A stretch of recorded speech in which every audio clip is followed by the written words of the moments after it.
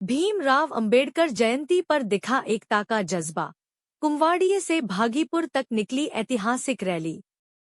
आज 14 अप्रैल को भारत रत्न डॉक्टर भीमराव अंबेडकर की जयंती के मौके पर पूरे देश में सम्मान और जोश के साथ कार्यक्रम आयोजित किए जा रहे हैं। इसी कड़ी में प्रयागराज के कुंवाड़िये से एक ऐतिहासिक रैली निकाली गई, जो भागीपुर स्थित समाजसेवी विनोद गुप्ता जी के कार्यालय पर पहुंचकर समाप्त हुई। रैली में जोश और जुनून देखते ही बनता था। नव युवक और नव युवतियां दमखम के साथ पूरे रास्ते नारे लगाते, बाबा साहब के विचारों को दोहराते हुए आगे बढ़ते रहे। इस कार्यक्रम में बाजार अध्यक्ष मनोज जी, सुशील सर, सम्मानित प्रधान रमेश गुप्ता बहादुरपुर जी और सरपतिपुर के ब्रिज भुवन बिंद भी मौजूद रहे। विनोद गुप्ता जी के ऑफिस पर सभी प्रतिभागियों के लिए जलपान की व्यवस्था की गई थी, जहां सभी ने बाबा साहब को याद करते हुए समानता, शिक्षा और संविधान के मूल्यों पर चर्चा की। बाबा साहब ने कहा था, हमारा संघर्ष सिर्फ अपने हकों के लिए नहीं, बल्कि उस समाज के लिए है जहां हर इंसान को बराबरी का हक मिले, और आज की यह रैली उस विचार की जीवंत तस्वीर थी।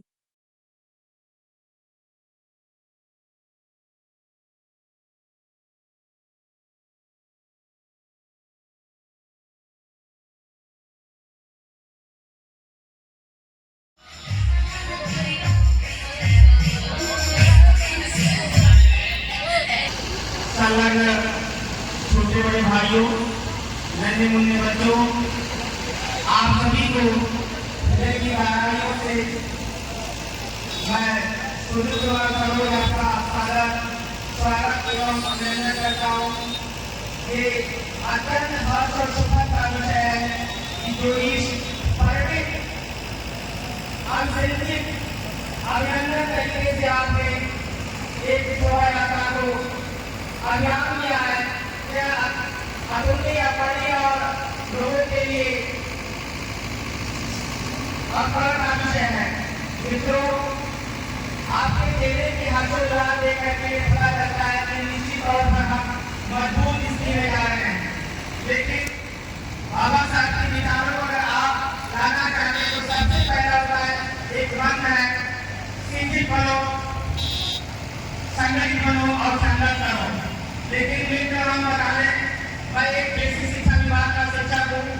सबसे ज्यादा मुझे कष्ट तब होता है कि मात्र ये 14 अप्रैल का दिन जब आता है तब याद करके भी दूसरे दिन भूल जाते हैं और गहरी नींद में सो जाते हैं।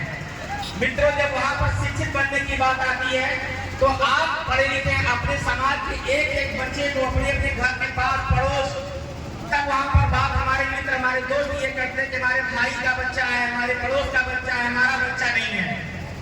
क्योंकि मेरे पास लगभग 5 विद्यालयों का अनुभव है। मैं 5 विद्यालयों में अब तक शिक्षण कार्य कर चुका हूँ। सबसे ज्यादा विद्यालय में अगर अनुपस्थित रहे, जिनके घरों में मैं घर घर जाकर के बुलाने का काम करता हूँ, लेकिन वो बच्चे नहीं आते हैं। तो मित्र, हम आपसे एक निवेदन करेंगे, ये कारवां केवल शोभा यात्रा के रूप में नहीं, बल्कि इस कारवां को आप जो शिक्षित बनो, संघर्ष करो, संगठित रहो, इसका नारा आप तब तक बुलंद रखें कि अपने समाज के एक एक बच्चे को शिक्षित करें। बाबा भीमराव अंबेडकर, आप विचार करिए, आप तो खुद ही पढ़े लिखे हुए, बहुत सी किताबों का अध्ययन किया होगा। जब उनकी मृत्यु हुई थी, लगभग 36,000 से अधिक किताबें उनकी लाइब्रेरी में पाई गई थी। उन्हें इसीलिए सिंबल ऑफ नॉलेज कहा जाता है, कलम का बादशाह कहा जाता है। ये कब होता है? जब आप पढ़ेंगे, जब आप पढ़ेंगे, अपने अधिकारों को जानेंगे।